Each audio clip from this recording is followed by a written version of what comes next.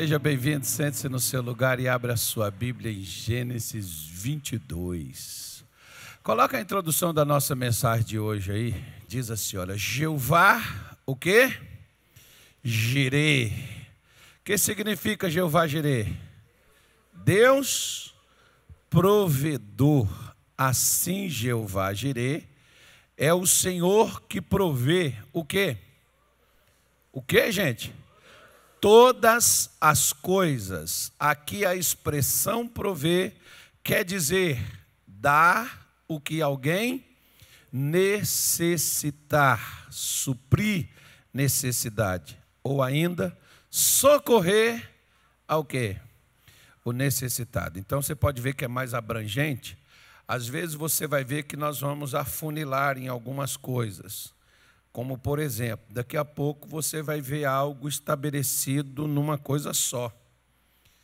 A manifestação de Deus aqui, nesse sentido, fala de uma forma abrangente, em todas as áreas. Aí você vai lá, por exemplo, para o capítulo 10, versículo 10 de João, e você vê o Senhor Jesus dizer, eu vim para que tenha o quê? E que tipo de vida? Ou seja, abundância em todas as áreas. Você vê mais ou menos assim, olha. Não tem aquela pessoa que às vezes você vê alguns ministérios, algumas igrejas, elas focam apenas na questão da salvação. Salvar a pessoa. Claro, a salvação é uma necessidade na vida de quem é perdido. Mas aquele que já foi salvo, às vezes a necessidade que ele tem é de santificação, não é de salvação, ele é salvo. Falta ser santificado. Outras vezes, falta a pessoa ser abençoada ou liberta, mais ou menos como nós já mencionamos aqui, e você pode pegar, por exemplo, pode um cristão ser salvo e não ser liberto? Pode, basta você olhar na Bíblia. Deus não salvou Israel lá no Egito? Salvou ou não salvou? Salvou eles das pragas, nenhuma praga. Quantas pragas atingiu o povo de Israel no Egito? Nenhuma. Salvou eles, inclusive, da praga da morte. Senão eles perderiam, no mínimo, um dos seus primogênitos. O filho mais velho se perderia. Deus salvou, não salvou? Ok, mas eles não continuaram presos? Então Deus teve que libertá-los. Aí quando chega no deserto, eles tiveram um outro problema. Qual é o problema? Eles agora são salvos, eles agora estão libertos. Mas no deserto eles não tinham o que comer. Deus teve que prover comida.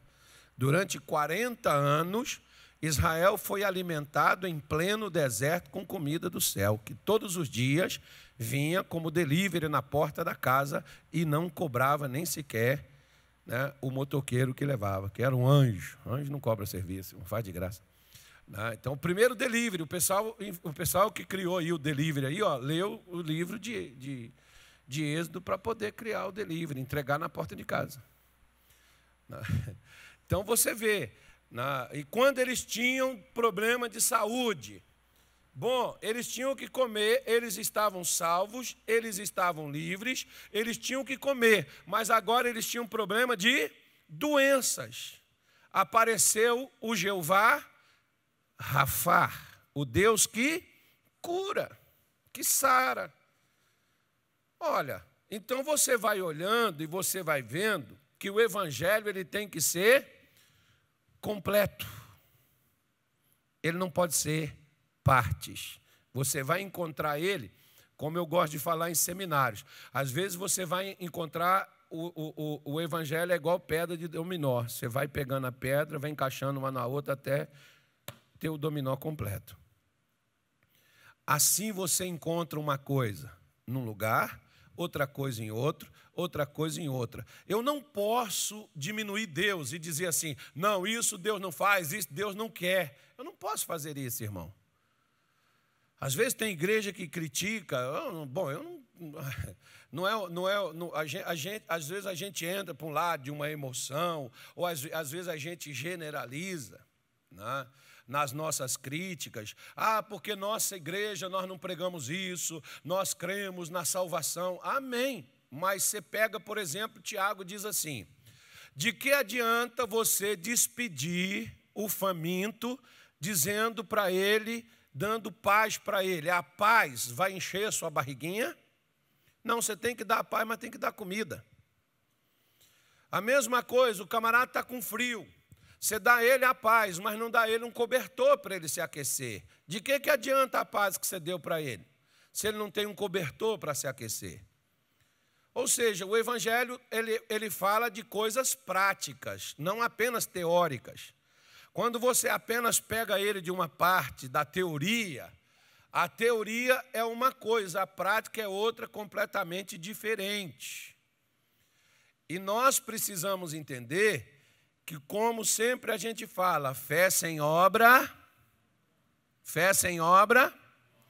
a minha fé é provada com aquilo que eu faço. Avisa o teu vizinho, Deus vai provar a sua fé hoje. E você precisa ser aprovado. Pergunta para ele: você quer ser provido por Deus em tudo? Deus vai provar a sua fé. Antes da gente ser provido, Deus prova a nossa fé. Nossa fé é provada quando nós somos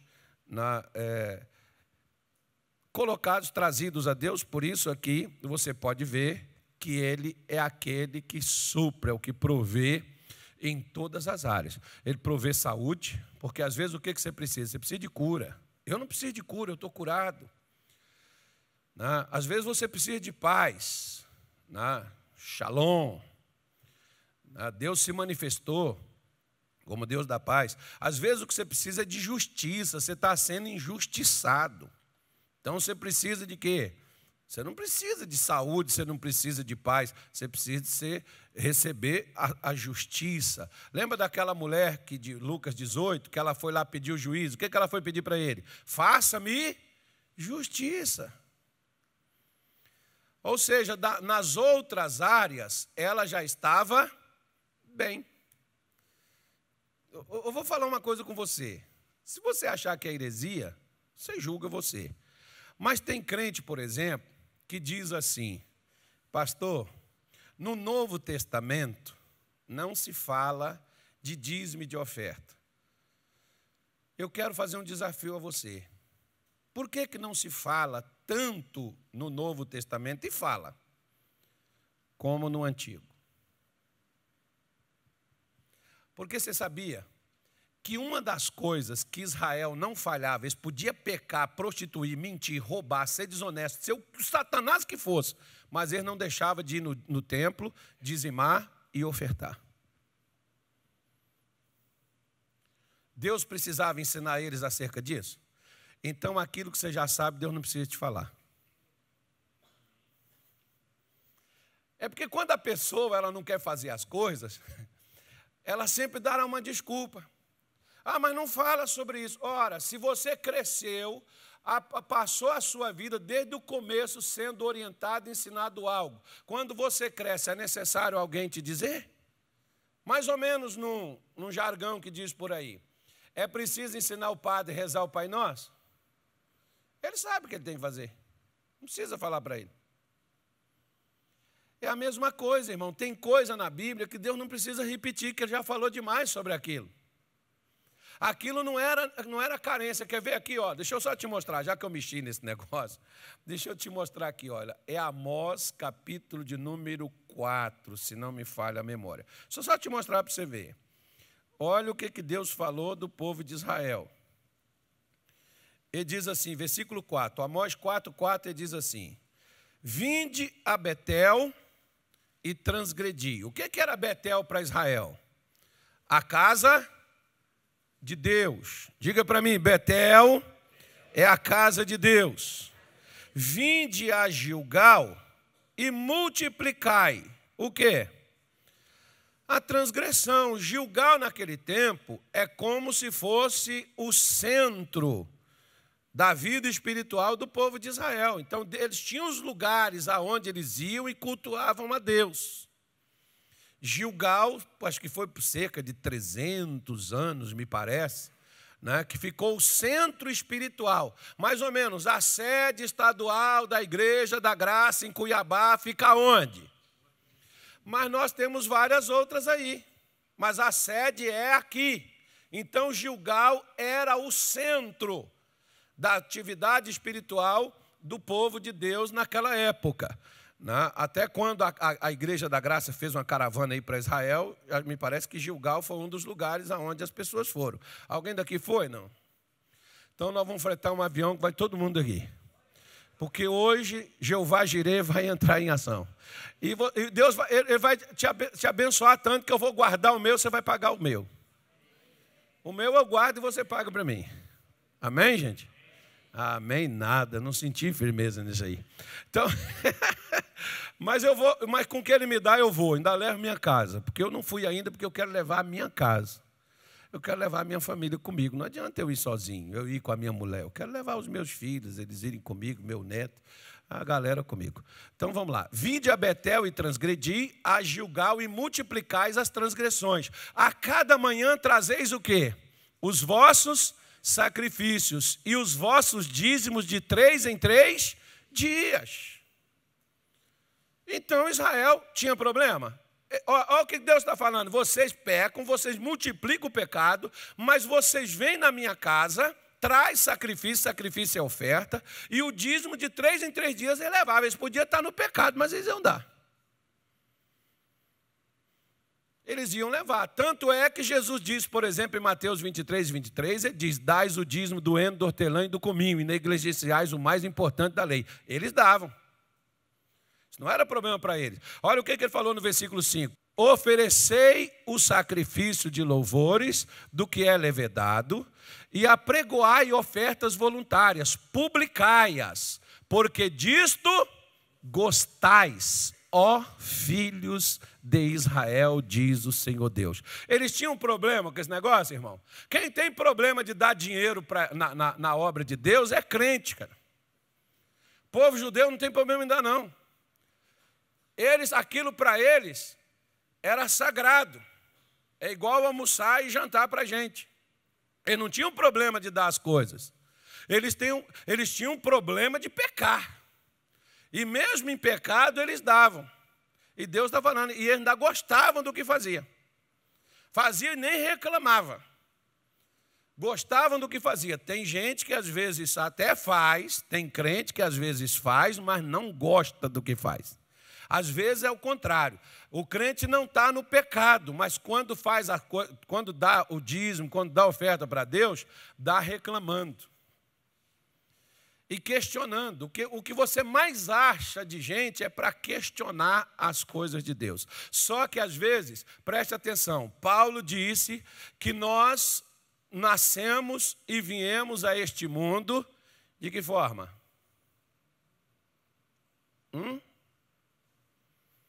De que forma nós nascemos? Nus. Muitas vezes, muitos de nós nascemos nus, careca e sem dente. Ou não? Nasce cabelo, alguns caem, mas nasceu. Cresce os dentes, é ou não é? Arranja um talão de cheque, um cartão de crédito, uma conta bancária, conquista uma casa, arranja uma mulher, arranja um marido, arranja um trabalho, uma fonte de renda, uma empresa, cresce na vida, morre. Ontem, por exemplo, eu fui no velório e estava falando para os irmãos. Nós podemos colocar tudo no caixão, abrir essa irmã, abrir a boca dela, botar tudo dentro da boca dela, ela não leva. A única coisa que você vai levar e que eu vou levar desse mundo, sabe o que é? Sabe? Os faraós, bendito foi quem achou aquilo, irmão, e não denunciou. Se não foi arqueólogo, Os faraós eram enterrados com todas as suas riquezas, o ouro, tudo que eles tinham de precioso era enterrado com eles naquelas tumbas que eram feitas. Porque era para eles levar para fazer a passagem. Só que a passagem que você passa, esse preço não paga. Só tem um jeito de entrar lá, que é o sangue de Jesus. Por isso que ele veio morrer por nós. Então, a pessoa pode pegar e pode colocar tudo, levar ouro, levar prata, botar no caixão. Você vê, por exemplo, que às vezes a pessoa, né, pega aquele sapato de... Não vou fazer propaganda aqui, não. Aquele sapato, né, de couro, não sei das quantas. Aí pega e veste no defunto, ele fica todo elegante. Tem coisa, por exemplo, que até faz aquela maquiagem, o camarada, né, dá aquela melhorada no rosto dele. Ou dela, a mulher, por exemplo, né? Fica aquela coisa linda, bonita. Enterra, o que acontece? Aí, não vou enterrar, queima. Não vou queimar. Eu vou colocar numa sepultura lá, vou colocar um caixão, não sei do quê. O que vai acontecer? Vai secar tudo. Olha o que Paulo diz lá na primeira carta de Timóteo. Eu não sei para quem que eu estou falando. 1 Timóteo, capítulo 6. Eu ia falar, mas eu vou falar aqui já com você do que nós temos que tratar. Versículo 7, Timóteo 6,7 diz: porque nada, o quê? Trouxemos para este mundo, e manifesto é que nada podemos levar dele. Mas pastor, o senhor falou que eu vou levar, o que eu vou levar? Você só tem direito de levar uma coisa, portanto, cuidado com o que você vai escolher para você levar. Apocalipse 14, 13. Coloca lá que você vai ver o que nós vamos levar. E ouvi uma voz do céu que me dizia... O que a voz dizia? Escreve, bem-aventurado quem? Os mortos que desde agora morrem no Senhor. Sim, diz o Espírito, para que descanse dos seus trabalhos e suas obras. O que nós vamos levar, irmão? O que você fez. A única coisa que a gente vai levar. O que você fez? Você ajudou o seu próximo. Você obedeceu pai e mãe. Você respeitou um ao outro. O que você fez? Você santificou sua vida. Você largou a vida errada. O que você fez? Você viveu da fé. É aquilo que você fez que vai te acompanhar. Aquilo que eu fiz. Como eu vivi, a única coisa que vai comigo. E isso é o que vai determinar se eu estarei à direita ou se eu estarei à esquerda. Olha a segunda carta aos Coríntios, capítulo 5, versículo 10. Pega aí, eu já estou terminando. Depois eu vou voltar lá para Gênesis 22. Porque todos devemos comparecer. Aonde é que todos vão comparecer? Por isso que depende do que você fizer, você não tem o que temer. Se você estiver fazendo o que Deus te mandou fazer, nós cristãos não temos. As pessoas, por que a igreja não fala de Apocalipse? Por que a igreja não prega a volta de Jesus? Irmão, a igreja precisa aprender a fazer a coisa certa, porque quem tem a coisa certa é igual, por exemplo, você vive de boa. Você não é um ladrão, um assassino, um imoral, ou sei lá, qualquer outra coisa, você não é um criminoso. A polícia está ali, tem blitz. Você vai escarregar, sair, porque seu documento está atrasado, você não pagou, a multa, não sei o quê. Você vai fugir? Não, você não deve nada. Por que você vai fugir da blitz? Se você está fugindo, então alguma coisa está errada, né, irmão? Se vem a polícia, entra aqui a polícia aqui com o fuzil na mão para dar uma vistoria, para ver se não entrou um bandido aqui dentro. Aí você já fica, misericórdia, Jesus, me cobre com teu sangue. Senhor, está amarrado, não deixa. Não, o que acontece? Você vai olhar e vai dizer algum problema, policial?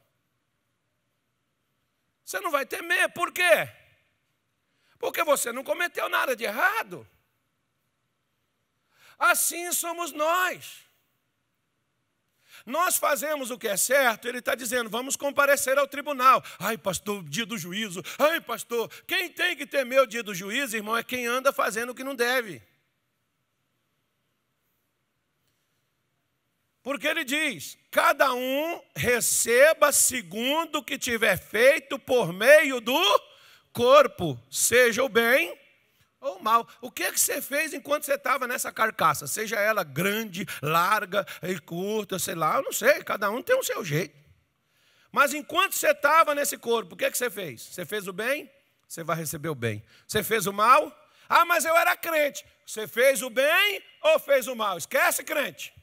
Ah, mas eu era kardecista. Ah, mas eu era espírita. Ah, mas eu era judeu. Ah, mas eu era não sei o quê. Não está perguntando o que você era, está perguntando o que você fez.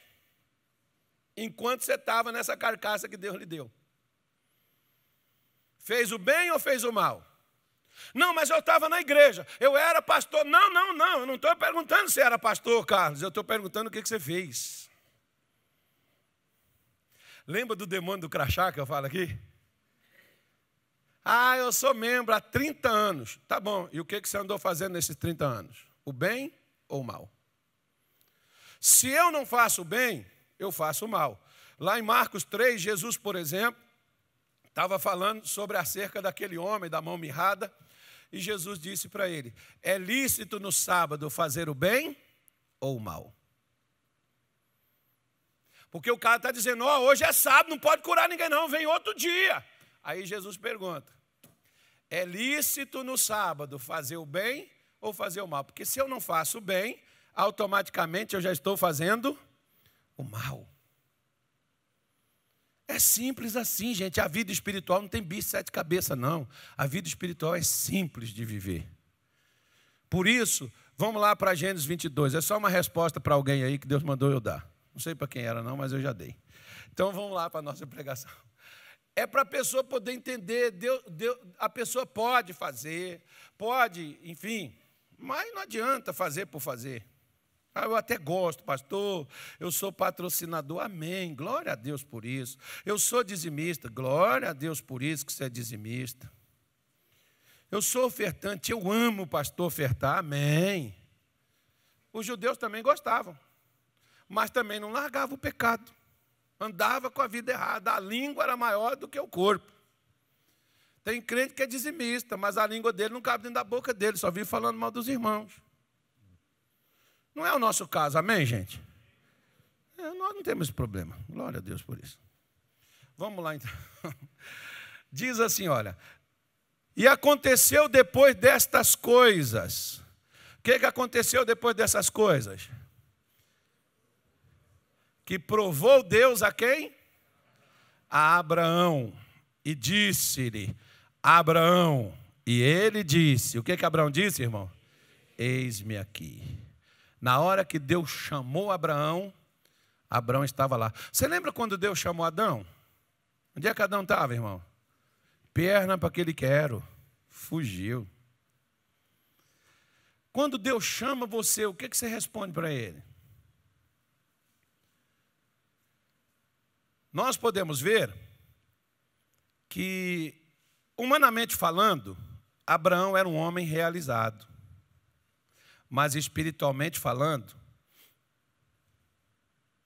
Abraão ainda era um pobre coitado. Por quê? Às vezes você olha assim para a sua vida e você diz assim, graças a Deus, pastor, eu estou bem. Graças a Deus eu não fumo, eu não bebo, eu não mato, eu não roubo, eu estou na igreja, eu me batizei, eu amo Jesus, eu busco a Deus, eu oro, eu jejuo, me consagro. Amém. Deus me abençoou, financeiramente eu estou bem, estou trabalhando, estou pagando minhas contas, vou casar. Amém. Formei uma família, tenho filhos, tenho marido, tenho esposa, tenho netos. Amém. Aparentemente você é uma pessoa de sucesso. Só que tudo isso que você fez vai ficar com quem? E como é que está a sua casa? Você está bem? Se Jesus voltasse hoje, para onde é que iria a sua família? Você iria para o céu, sua família iria para onde? Abraão tinha dinheiro, era rico. Gênesis 13, versículo 2 prova isso. Abraão tinha sido abençoado, Isaac, que era o sonho de consumo de Abraão, tinha nascido. Mas a descendência de Abraão não era assegurada. A maior herança que nós, como cristãos, podemos deixar para a nossa família não é ouro, não é prata, não são bens materiais, mas uma fé que mude, uma fé que transforme a nossa vida e a vida de nossos familiares. Você pode ver uma coisa bem interessante, irmão. Abraão deixou, inclusive para o próprio Ismael, Agar, a mãe dele, fugiu com ele pelo deserto na rebeldia dela, como se para atingir Abraão. Tem mulher que quando fica revoltada com o marido, ela acha que fazendo as coisas com o filho vai atingir marido. E ela pega e leva o filho dela para o deserto, e acaba a água, eles não tinham o que comer, e o menino estava entre a vida e a morte, que ela ficou tão desesperada que colocou ele debaixo de uma sombra, e ela se retirou para não ver o filho morrer.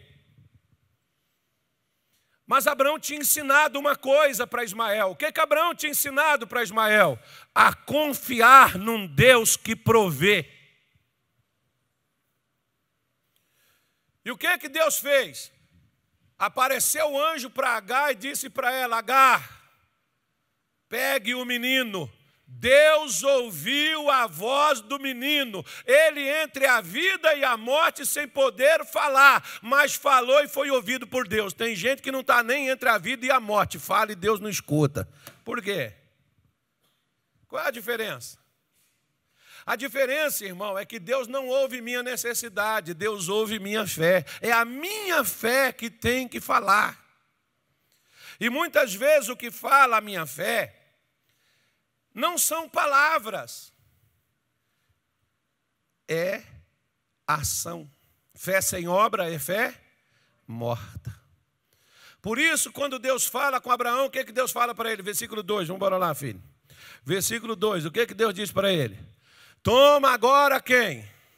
O teu filho, o teu único filho, Isaque, a quem tu amas, e vai-te à terra de Moriá, e oferece-o ali, em o quê? Em holocausto, sobre uma das montanhas que eu te direi. Aleluia. Presta atenção. Isaque não era o sonho de Abraão? Não era o complemento dele? Sim ou não? Era. Quando Isaque cresceu, virou um rapaz, as pessoas pensam que Isaque era uma criança. Não, a Bíblia mostra aí, fala moço, tem tradução que fala moço e tem tradução que fala rapaz. Ele já era crescido. Já tinha se apegado com Abraão. Já havia criado um vínculo. Você imagine o pai que perde um filho ainda no ventre. Agora imagine um pai que perde um filho que conviveu com ele há alguns anos. Que dor que é. E que difícil que é separar. E a gente sabe que dói. Não precisa perder para saber que dói. E o que aconteceu? Deus chega aqui. Agora Abraão está ali realizado. Abraão está ali na sua boa. Tudo que ele queria agora ele tinha, gado, ouro, prata, servos. Ele tinha 318 empregados, criados, nascidos em casa, de gente que o amava, que o estimava. Abraão tinha agora o Isaque, o filho da promessa de Deus se cumpriu na vida dele. E Deus agora chega para ele e disse assim: pega o teu filho. O teu único filho a quem tu amas, era o único que restava, que estava com Abraão. O que é que eu amo, pastor? É aquilo que eu não vivo sem. É algo que, se tirar de você, vai causar um baita de um prejuízo. Vai causar um estrago em você. Tem pessoas que dizem assim: eu não posso viver sem minha mulher. Eu não posso viver sem meu filho, pastor. Eu não posso viver sem ele. Se eu perder essa casa, eu não sei o que vai ser da minha vida. Se eu perder, pastor, esse negócio, esse emprego que eu tenho, se eu perder isso aqui, eu não sei o que vai ser de mim. Eu tenho que manter isso aqui a qualquer custo, porque se eu perder isso, eu estou perdido. Alguns dizem até assim: eu estou ferrado. Né? É algo que você é apegado, é algo que você necessita, é algo que é difícil para você abrir mão daquilo dali. Isso é o que Deus estava pedindo para Abraão. Abraão sabia o que era holocausto, presta atenção. Sacrifício é o mesmo que oferta, oferta é o mesmo que presente. Holocausto não. Holocausto significa oferta queimada. Sabe o que era feito? Você pegava o animal, cortava a jugular, para o bicho morrer instantaneamente, não ficar sofrendo.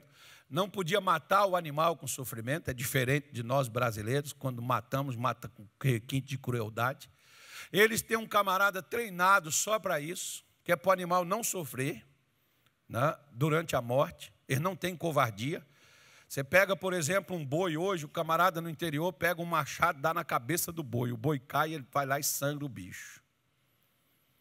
Eles não, já vão e sangram direto, que o animal já morre sem sofrer aquela agonia. Bom, eu não sei qual é que é pior, sabe, irmão? Mas tudo bem, vamos lá. Não é o nosso caso aqui. O que Abraão iria fazer com Isaac? Cortar a jugular, cortar em pedaços, colocar no altar e colocar fogo, porque até os ossos tinha que queimar. Você imagina a cena? Você faria isso? Mas preste atenção. Por que Abraão, esse cara é louco? Deixa eu falar com você, eu nunca vi nenhum crente normal. Posso te fazer uma pergunta? Sim? Você acredita que Deus abriu o mar vermelho? Você acredita mesmo? De coração, gente, você acredita? Você acredita mesmo nessa história? Você acredita nisso? Você acredita que 40 anos Deus deu comida que caía na porta da casa para o povo ir lá e pegar e comer? Você acredita mesmo nisso? Você acredita que Deus tirou água da rocha? Você acredita nessa história? Você acredita que Jesus morreu e ressuscitou no terceiro dia, conforme diz? Você acredita nisso, irmão? Ele foi morto, moído. Você acredita mesmo nessa história?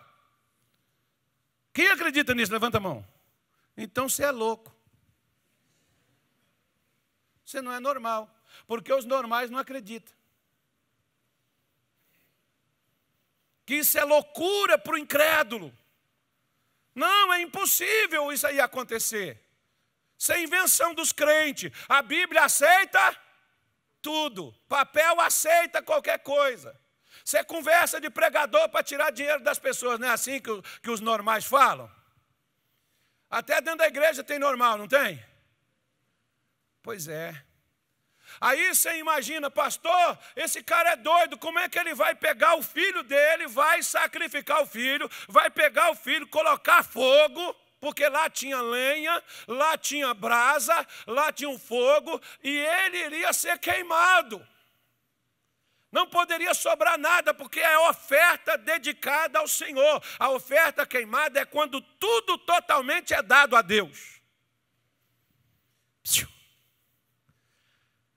Quando você dá o seu tudo para Deus, Deus dá o tudo dele para você. Aí nós podemos dizer, mas Abraão não tinha tudo? Tinha não. Ele tinha a bênção dele, mas da família não. Deus não quer abençoar só eu e você, Deus quer abençoar uma geração. Se hoje eu e você estamos aqui, nós estamos aqui por causa desse louco aí, ó. Que teve coragem de pegar o filho, como Deus está dizendo para ele, olha. Deus pega para ele e disse, vai até o monte, o lugar onde eu vou te mostrar, e você vai oferecê-lo. Oferecer significa você trazer. Se entregar. A maioria de nós, presta atenção, a maioria de nós recebemos coisas que veio da mão de Deus, mas não temos coragem de pegar o que veio de Deus e oferecer a Ele. Como eu disse para você, tem cristão, judeu não tem problema não, ele não tem dificuldade com isso. Tem cristão que tem dificuldade de dar a 10ª parte do que ele ganha para Deus.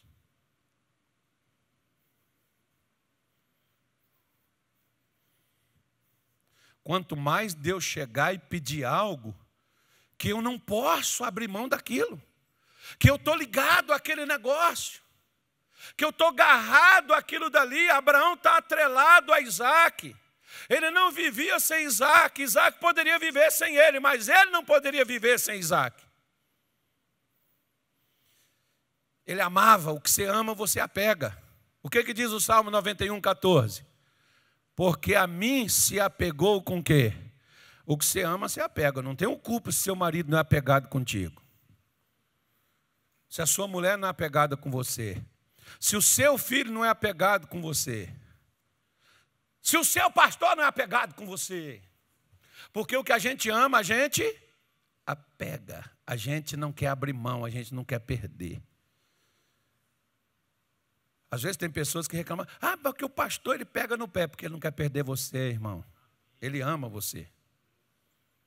É por isso que te corrige, é por isso que chama a sua atenção, é por isso que te ensina, é por isso que às vezes perde tempo contigo, é por isso que às vezes fala com você, te orienta. Por quê? Porque não quer te perder.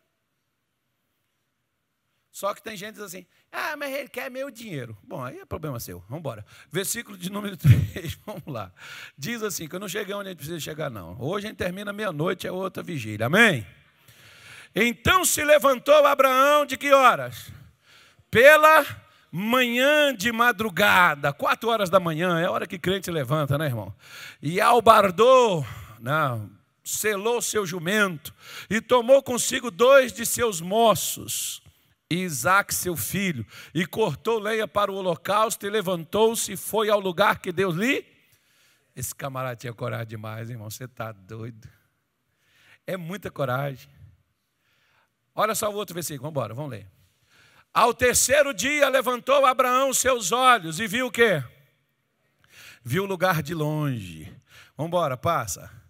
E disse Abraão aos seus moços, ficai-vos aqui com o jumento, e eu e o moço iremos até lá. E havendo adorado, preste atenção nisso, havendo adorado, tornaremos a vós. Presta atenção. O que era o holocausto? Não é Casa Bahia não, mas dedicação total. O que ele ia fazer com Isaac? Ele ia queimá-lo todo, ia virar cinza. Mas ele está dizendo que ia voltar com o rapaz. Ele disse, eu vou com o rapaz, eu vou com o moço. Mas nós vamos tornar. Ué, ele falou no plural. Mas ele não ia queimar o menino? Ele não ia sacrificar o garoto, o rapaz? Ia ou não ia? Como é que o rapaz ia voltar? Pastor, ia voltar no coração dele, na alma dele. Não, irmão, ele não estava falando de alma. Ele está falando de físico. Fique aqui porque eu vou lá com ele e nós vamos adorar. Porque quando você oferece algo a Deus, a maior adoração é quando a gente oferece o que Deus nos pediu, não aquilo que nós queremos. Por exemplo, até um hino para mim cantar, irmão, eu pergunto a Deus o que ele quer ouvir. Por quê? Porque eu vou cantar é para ele, não é para mim. Mas eu gosto desse hino aqui, mas não é para mim, é para ele. Não estou cantando para mim. Eu vou fazer algo, eu vou fazer para quem? Para mim? Não, eu vou fazer para ele. O que eu faço para ele é adoração. Lembra quando Satanás ele foi lá disputar, foi pedir a Jesus, se você prostrar e me adorar. Porque culto para Deus, quando você dizima, quando você oferta, quando você oferece sua vida, quando você entrega o que você tem, você está fazendo a maior adoração a Deus. Tem gente que acha que adorar é só...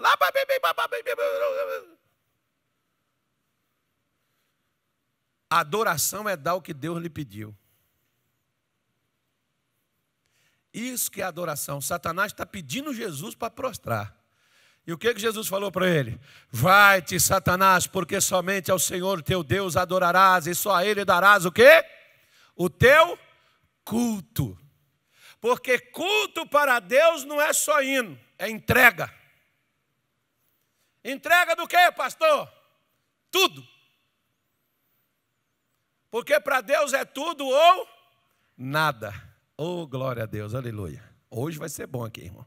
Versículo 6. E tomou Abraão a lenha do holocausto e pô-la sobre Isaque, seu filho. E ele tomou o fogo e o cutelo na sua mão, e foram ambos juntos. Preste atenção numa coisa. Você sabe por que a gente não vence quando nós temos um problema? Qual hora você viu Abraão reclamar aqui? Ou questionar Deus? Por exemplo, Deus não tem nem louvor se Ele não curar o meu corpo e eu tiver com saúde. Nem na igreja eu venho. Ai, meu nariz escorrendo, não estou bem, não está legal aí não. Por quê? Se Deus não me prospera, não, pastor, o que adianta eu dar oferta? Ser dizimista? Eu sou fiel. Olha o que está acontecendo na minha vida não prospera. Deus não me abençoa. E por quê? Porque eu não sei passar por uma dificuldade sem reclamar de Deus. Eu não sei passar por prova calado. E uma coisa, meu querido, Deus vai fazer: provar a nossa fé. A nossa fé, ela é provada. Em qualquer área, em qualquer sentido. Basta você ver, como eu estou te falando, quando um crente tem algum problema na vida, porque parece que ele paga um seguro de vida. E por ele pagar, não, é direito meu, eu exijo. Então, Deus, olha, o Senhor tem que me proteger, o Senhor tem que me guardar, o Senhor não pode deixar nada acontecer comigo, o Senhor não pode deixar nada chegar na minha vida, porque se o Senhor chegar, eu não te sirvo mais. Eu não aceito, porque eu sou fiel. Então eu quero proteção, cobertura total. E se acontecer alguma coisa, pastor, eu não posso conformar com isso, eu não posso aceitar isso. Tá bom, você não pode conformar, mas uma coisa e um conselho eu lhe dou. Fecha a sua boquinha e fica quietinho no teu canto e continua a sua caminhada de fé. Você só tem ovo para comer? Agradeça pelo ovo, que tem gente que nem ovo tem. Eu muitas vezes coloquei no meu prato arroz, farinha e tomate. Ainda vou te ensinar uma coisa, dá uma farofinha gostosa. Se tiver uma cebolinha então assim para picar assim, ó, fica bom demais, irmão. Aqui, lá no Pará, por exemplo, o pessoal tinha uma farofinha que se fazia de farinha, tomate e pimentão. Uma delícia. Quando você ia comer um peixe, vinha aquela farofinha. Que benção. Aqui você já introduz a banana, né? Já é melhor a banana. Lá eles colocavam o tomate e o pimentão. Aqui o pessoal gosta da farofa com banana.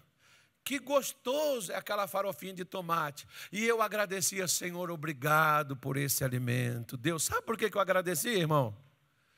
Porque tinha dias na minha vida que nem o arroz com farinha e tomate eu tinha.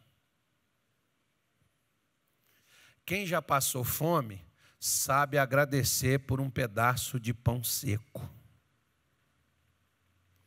Porque um dia teve que beber água para amenizar a fome.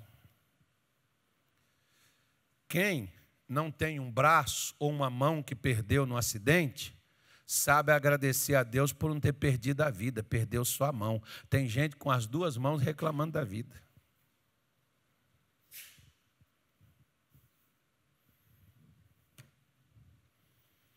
Analisa. Vá nos hospitais, vá aqui no Hospital do Câncer para você ver como tem gente lá lutando contra aquela doença infeliz para não morrer e tem gente sã reclamando da vida. Aí nós queremos reclamar de tudo, cobrar Deus sobre tudo e queremos que Deus venha prover tudo. Mas que tipo de fé que a gente tem? Fala para o seu vizinho, Deus não te trouxe para cá para você ser religioso. Deus te trouxe para cá para ensinar uma fé que vence. Porque a gente só vence pela fé, irmão. A gente não vence porque a gente sofre. Porque eu sou de Deus, eu sou batizado nas águas. Porque... esquece o demônio do crachá, irmão. Aqui é prática. O evangelho é prática, não é teoria. As pessoas estão vivendo de uma teoria, de uma história. A história de Abraão se repete na minha vida, a história de Isaac se repete na minha vida, a história de Davi tem que se repetir na minha vida, porque Deus foi Deus para eles e Deus ainda continua sendo Deus para nós que vivemos no dia de hoje e para a nossa família que vai viver no futuro. Porque Davi disse, fui moço, hoje sou velho, mas jamais vi um justo ou a sua descendência mendigar o pão. Porque a gente tem um Deus que provê, mas para Deus prover é necessário uma fé. Porque Deus não provê por causa de nossas necessidades, Ele provê por causa de nossa fé. Por isso que quando Abraão pôs a lenha nas costas do menino, e ele pega o fogo, ele pega a faca, e ele vai, os dois ambos, ele não vai discutindo, ele não vai falando nada, ele está calado, ele está em silêncio. E o versículo 7 diz assim, olha, falou mais.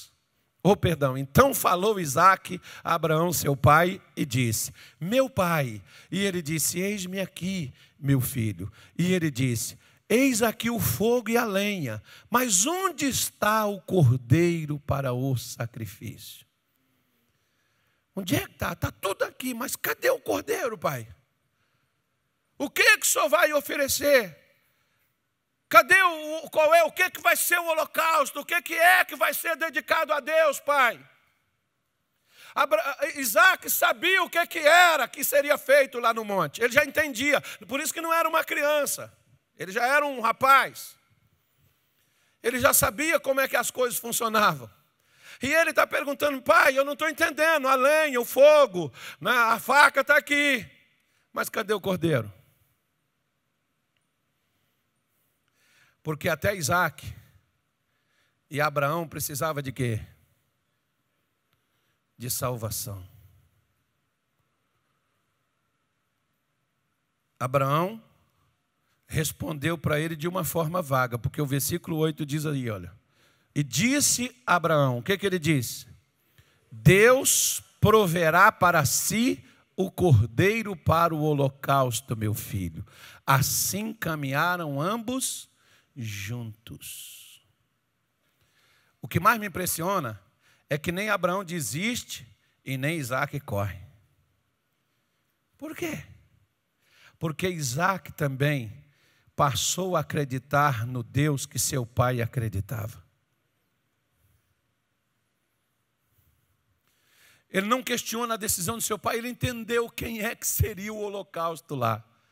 Mas Abraão, de uma forma profética, ele diz, Deus proverá. Deus vai suprir. Essa necessidade é com Deus. O que Deus nos mandou fazer, nós vamos fazer. Mas essa questão de fazer aparecer, não é conosco, é com Ele. Nós só temos que fazer o que Ele mandou. E continua a caminhada. Até onde Deus mandou ele ir.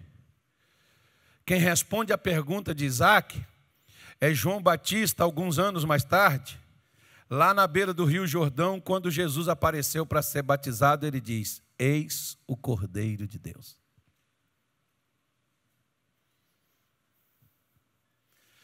Por isso que em João 8, Jesus diz assim, Abraão desejou ver os meus dias e não viu. Ele acreditou que Deus proveria. Pastor, e Deus ia cancelar o sacrifício de Isaac? Ia não. O sacrifício prosseguiu, você quer ver? Bora lá, ó.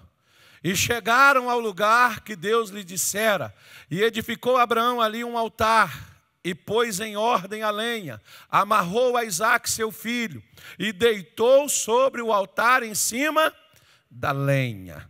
Vamos lá. E estendeu Abraão sua mão e tomou o cutelo para imolar seu filho.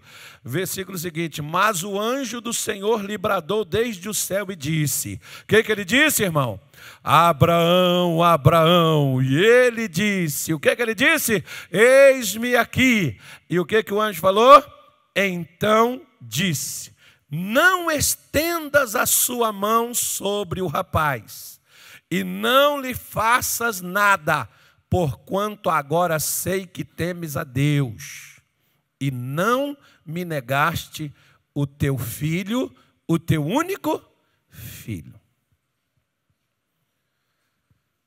Materialmente falando, Abraão sacrificou? Não, espiritualmente falando, sim. Por quê? Porque o próprio anjo testificou aqui, não foi Deus, foi o anjo. O anjo não é onisciente.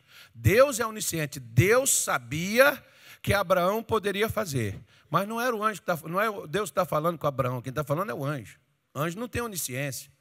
Ele só sabe o que a gente fala e só vê o que a gente faz. E o anjo está aqui dizendo, agora eu sei que você teme a Deus.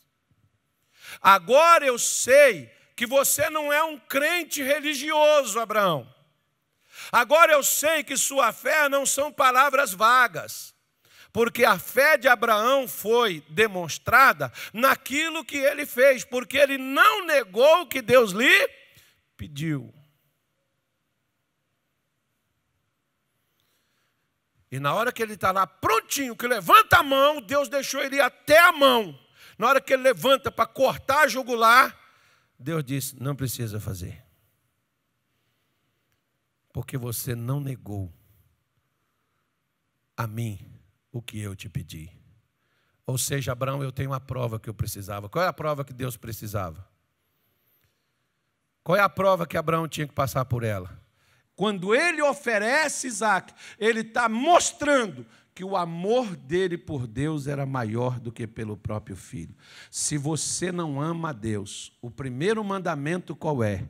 Amarás, pois, ao Senhor teu Deus de todo o teu coração, com toda a tua alma, com toda a tua força, com todo o teu entendimento. Esse é o primeiro de todos os mandamentos. Às vezes, eu e você, nós temos um Isaac na vida, que pode ser até uma bênção que Deus lhe deu. É o emprego que você tem. Quer ver? Posso falar uma coisa? Sim ou não? Quantos aqui têm chamado de Deus para o ministério, mas o empreguinho que você tem, com o salarinho que você ganha, você prefere viver isso aí do que você se entregar a Deus para o ministério que Deus te chamou. Esse é seu Isaac. Sabe por que Deus não te provê? Não é que Ele não te ama e nem gosta de você. É porque sua fé, quando provada, falha.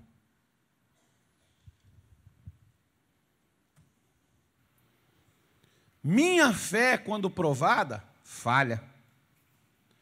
Você sabe, por exemplo, eu nunca quis ser pastor.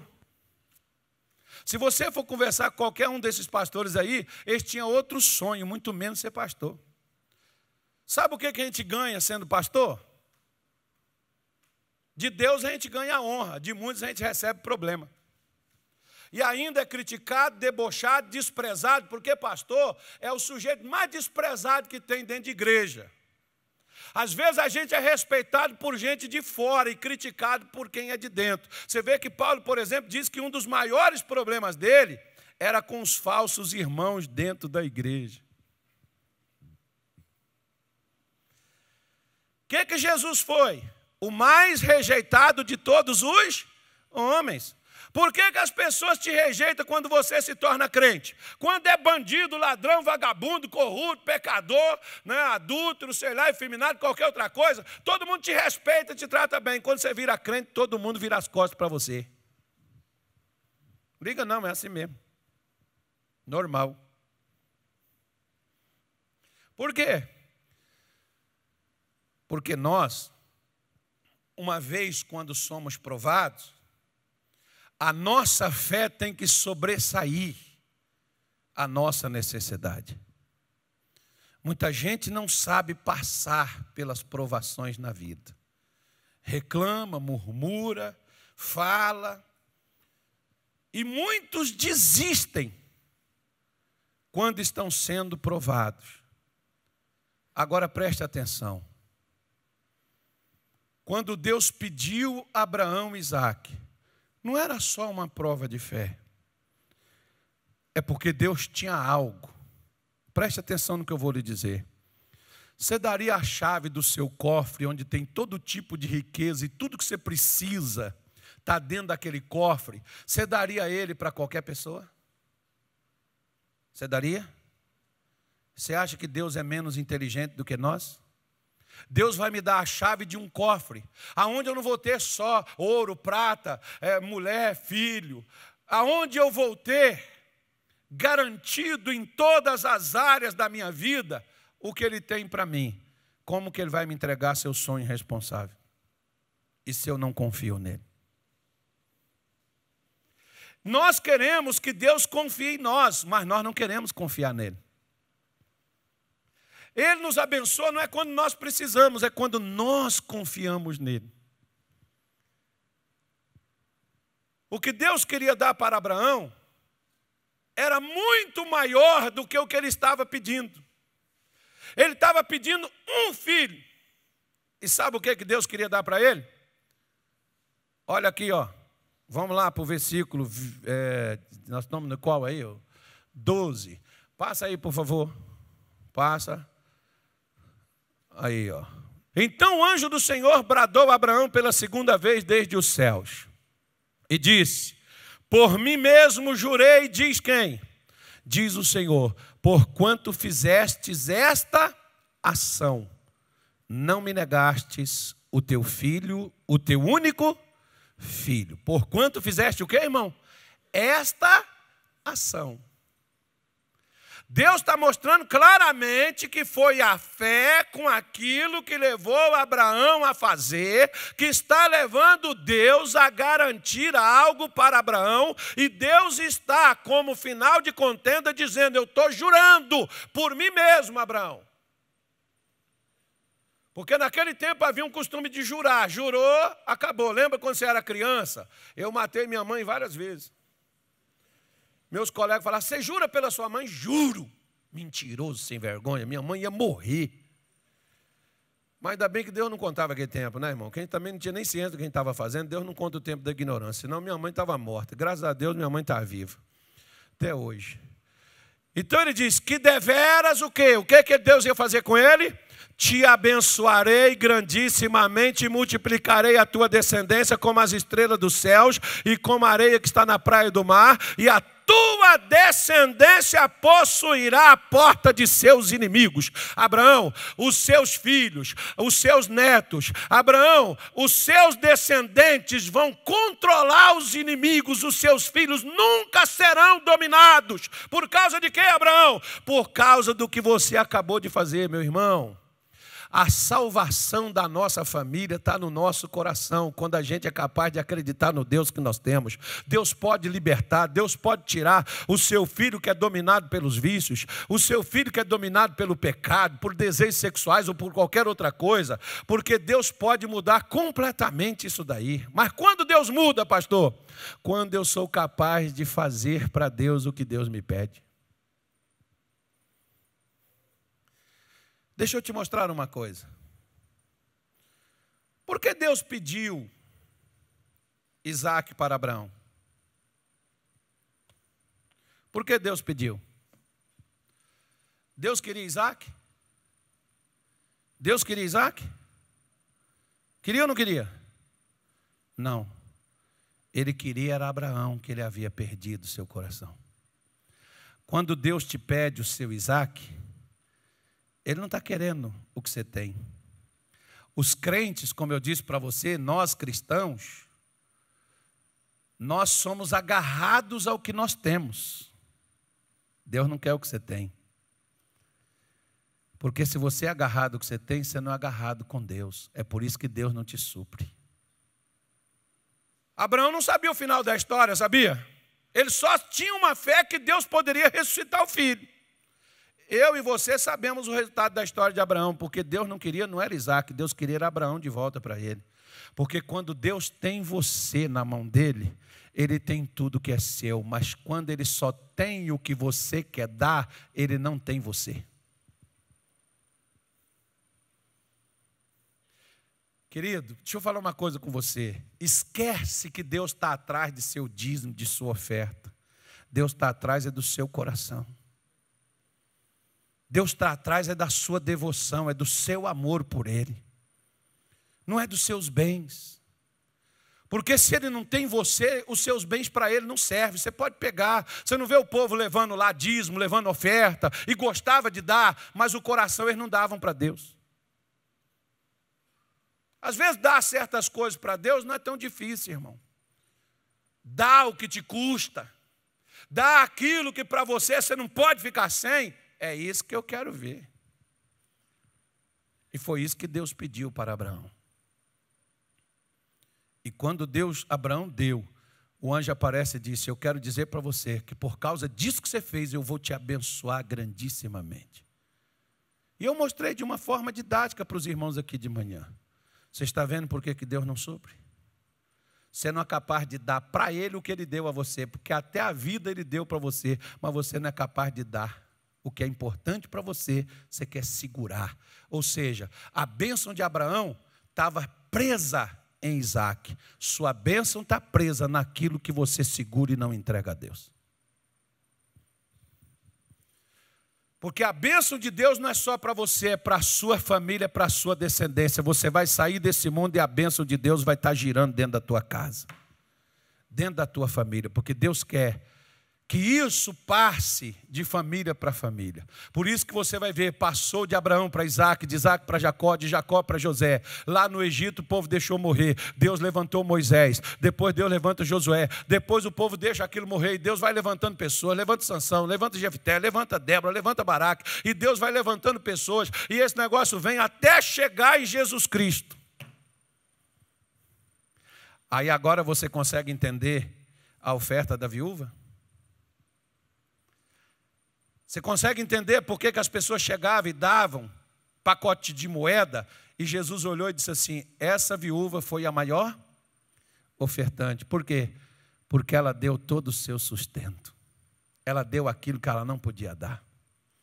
Por isso Jesus diz assim: por isso também eu digo que para a memória dela, onde o evangelho for pregado, até lá em Cuiabá, no Mato Grosso, no dia 1º de dezembro, Carlos vai falar disso de novo.